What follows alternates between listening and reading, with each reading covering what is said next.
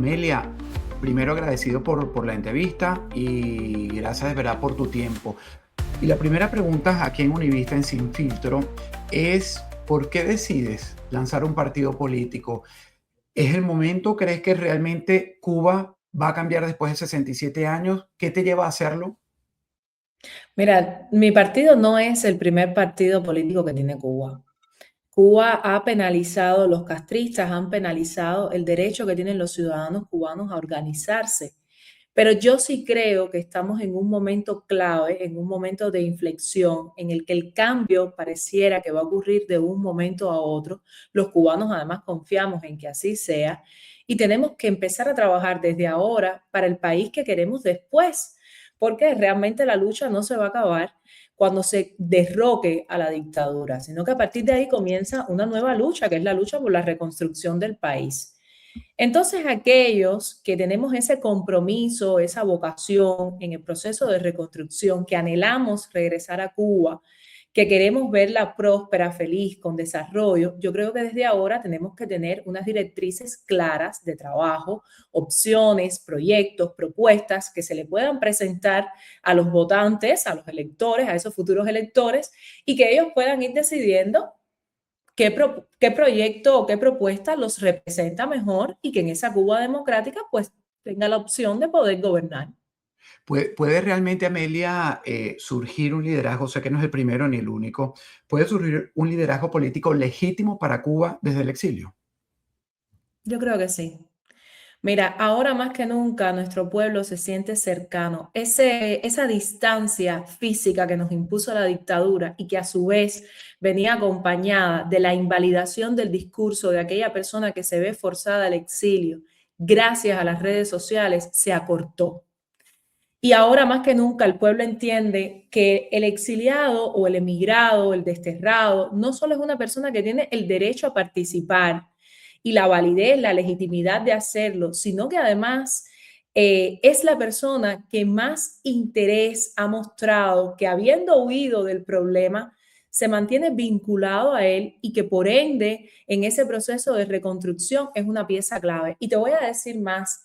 En este minuto Cuba está transitando por un proceso de una consulta que está llevando a cabo un medio independiente, que es el Toque, y a esta encuesta que yo no solo le he dado promoción, sino que además he tenido la oportunidad también de consultar en tiempo real sus resultados, te indican que los cubanos, tanto de afuera como los de adentro, se sienten hoy más cercanos, más vinculados, más involucrados, y el cubano de adentro reconoce el papel fundamental del cubano exiliado en el proceso de transformación del país y agradece ese compromiso que tiene, no lo ve como una imposición del de afuera hacia el de adentro en hacer cambios, sino que tanto el de afuera como el de adentro está alineado en la idea de que el país necesita modificaciones. Entonces, a pesar de los intentos del castrismo por mantenernos separados, no lo están consiguiendo. Muy por el contrario.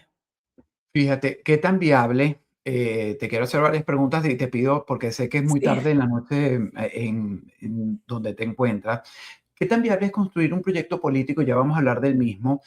Un proyecto político sin esa presencia directa en la isla. Yo también soy exiliado venezolano y uno va perdiendo a veces la distancia, la dimensión. Te lo pregunto por ello. Mira, yo salí de Cuba hace muy poco tiempo. Yo salí de Cuba hace 2 años y mi activismo comenzó en Cuba incluso antes de que yo pudiera detectar siquiera que lo que estaba haciendo era activismo político, porque yo hacía quejas que estaban asociadas sobre todo a el contexto social. Y eso generó un nivel de engagement entre las personas del país, incluso los que estaban afuera conmigo, que ha sido un proceso, yo creo, muy bonito, en el cual además ellos me han visto crecer. Pero además no soy la única. Y por otra parte, este partido, aunque tiene sus bases fundacionales y la mayoría de sus miembros iniciales están fuera de Cuba, no solo es que vinimos hace muy poco tiempo, sino que además tendremos células dentro del país. Y ya tenemos incluso personas con las que desde antes estábamos trabajando a través de mi organización Ciudadanía y Libertad, que son ciudadanos con un alto civismo, un alto compromiso, que querían participar y que ahora también van a poder agruparse y que por supuesto por temas de seguridad evitamos mencionar sus nombres a menos que ellos mismos públicamente quieran hacerlo, pero bueno, nosotros cuidamos su integridad porque sabemos que esta fiera de la dictadura está mortalmente herida y evidentemente los va a atacar con todo.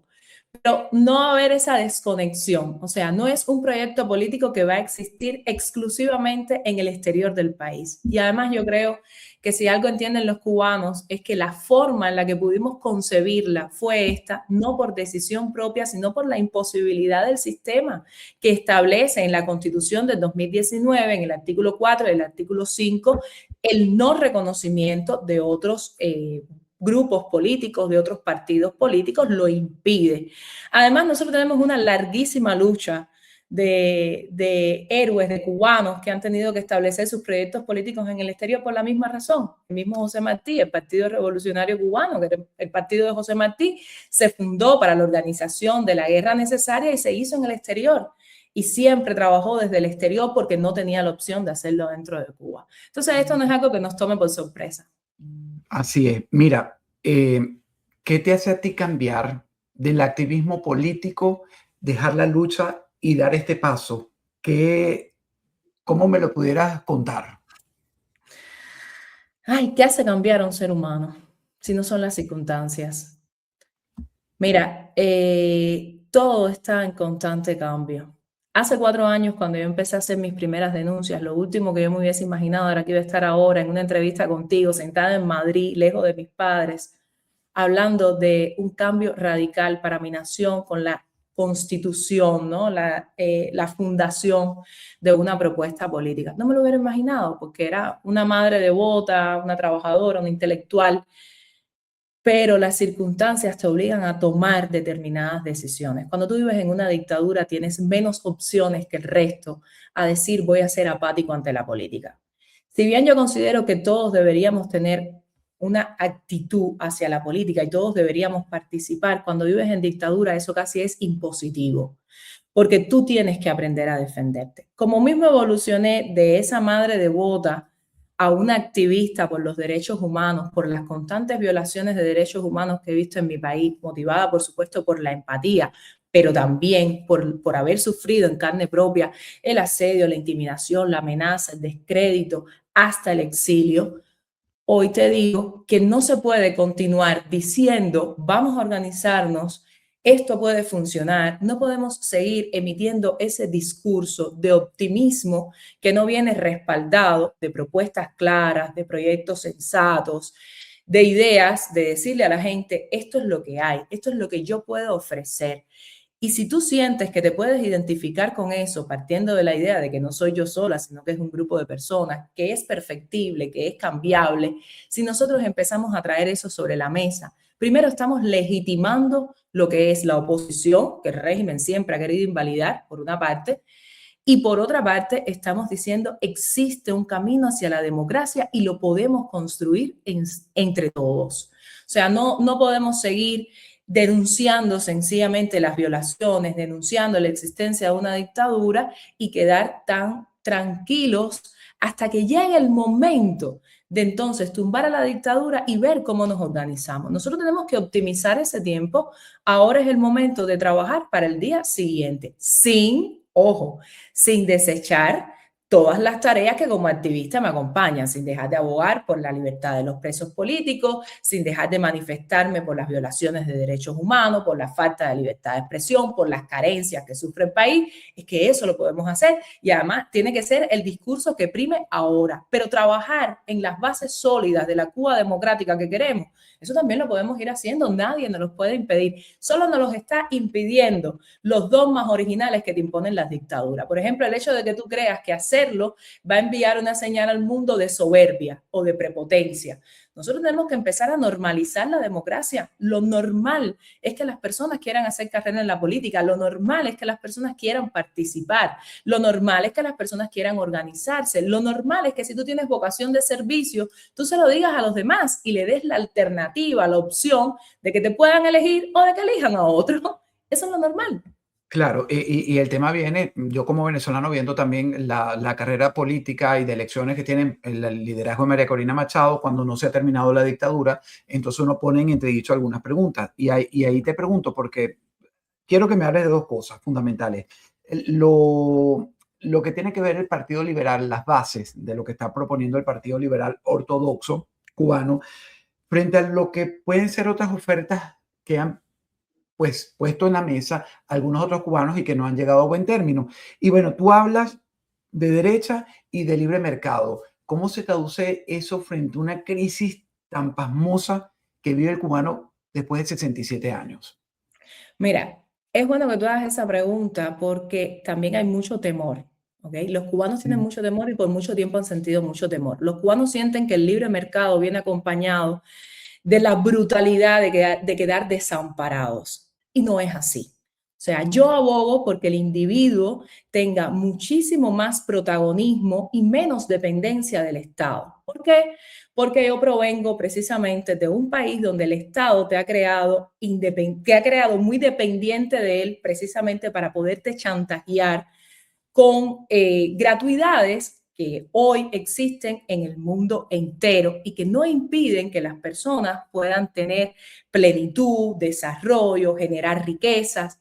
Entonces, Cuba necesita generar riquezas. Ahora, fíjate, mi partido se concentra en la Cuba que viene tras el proceso de transición. Bien, un proceso de transición que además está contemplando que el país tiene un estado fallido, que tiene una crisis humanitaria, que es mucho más que una crisis económica. Cuba tiene una profunda crisis humanitaria y eso, por supuesto, implica que durante un periodo de transición vaya a haber un grupo de garantías ciudadanas para que poco a poco podamos ir estableciendo esa independencia del individuo, ese generar riquezas, esa aparición de una propiedad privada fortalecida, con leyes también que la protejan y que protejan también a la persona que está trabajando. Entonces, en ese proceso de transición será que se crearán las bases. Y en ese sentido, hasta este minuto, nosotros no nos vemos.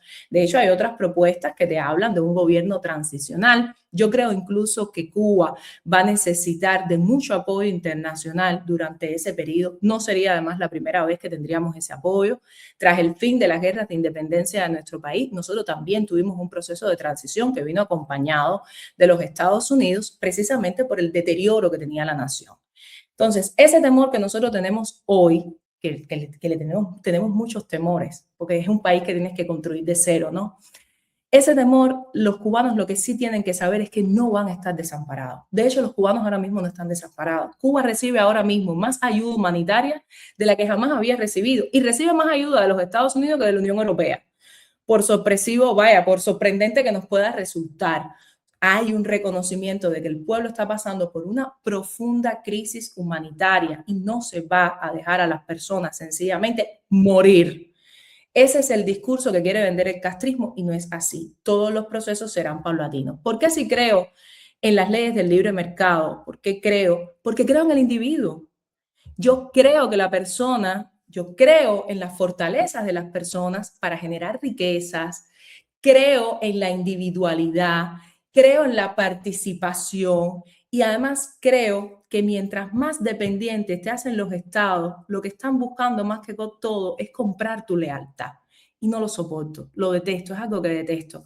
Me gusta que las personas tengan la posibilidad de vivir decorosamente de su salario o que generen ellos empleo, que es tan valioso, ¿no? Entonces, por eso estamos hablando de libre mercado, por eso estamos hablando de una tendencia a la derecha, pero no quiere decir que estemos pensando en abandonar al país en un momento en el que está sencillamente colapsado.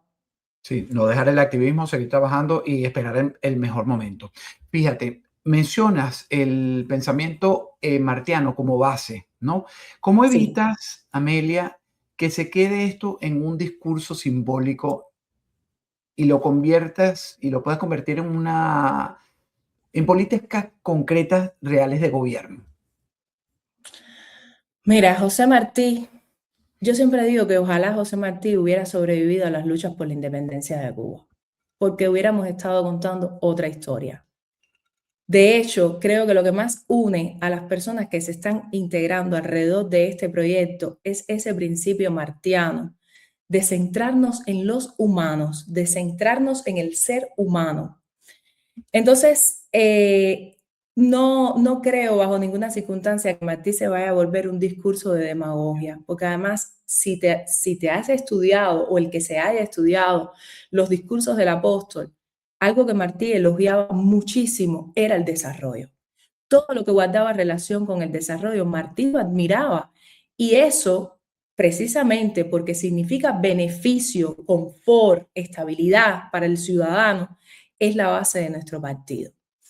Yo creo que hemos malutilizado, o los comunistas han malutilizado los discursos martianos para vender una falsa solidaridad al mundo cuando te dicen, por ejemplo, que patria es humanidad y se les olvida que la palabra humanidad proviene de hombre y que la patria no es otra cosa que aquellos que la integramos. O las veces que nos han dicho que cultos para ser libres, como diría José Martí, pero entonces después te encuentras que la mayoría de los que apoyan son verdaderos analfabetos porque no tienen un razonamiento propio. Yo creo que potenciar la idea del pensamiento crítico es una manera de rendirle homenaje a Martí. Potenciar el desarrollo de nuestro país con lo que son sus verdaderos activos, con lo que es su verdadera riqueza, es una manera de honrar a José Martí. Establecer la libertad del individuo, hablar sin tener ningún tipo de tapujos ni compromisos, hablar con total libertad, con total responsabilidad, sinceridad, es una manera de honrar los principios martianos. Entonces, siguiendo esa línea de pensamiento humanista centrada en el hombre, con derechos, estableciendo un estado de derecho como lo hubiera soñado José Martí, es una manera de decir mi partido sigue esos mismos principios.